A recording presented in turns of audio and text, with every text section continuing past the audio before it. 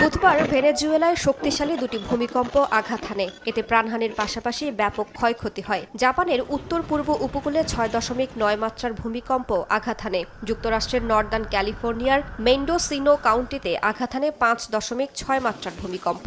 স্বাভাবিকভাবেই এত অল্প সময়ের ব্যবধানে তিনটি ভূমিকম্প বিশ্বজুড়ে কৌতূহল ও উদ্বেগের জন্ম দিয়েছে।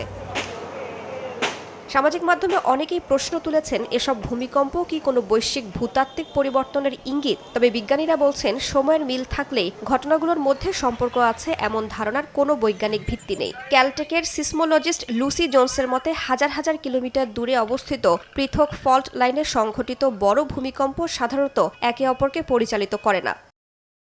বিজ্ঞানীরা বলছেন, তিনটি ভূমিকম্পই ঘটেছে সম্পূর্ণ ভিন্ন ভূতাত্ত্বিক পরিবেশে। জাপানের ভূমিকম্প হয়েছে প্রশান্ত মহাসাগরীয় অঞ্চলের জটিল প্লেট সীমান্তে। ভেনেজুয়েলা অবস্থিত ক্যারিবীয় ও দক্ষিণ আমেরিকান প্লেটের সংযোগস্থলে। আর ক্যালিফোর্নিয়ার ভূমিকম্পের উৎস সান আন্দ্রেয়াস ফল্ট ব্যবস্থার সঙ্গে সম্পর্কিত।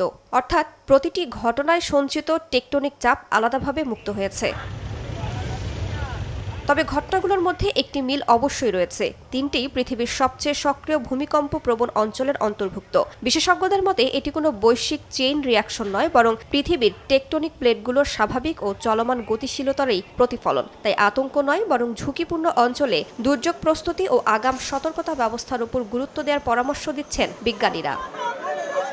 রাইসা জান্নাত, সময় সংবাদ।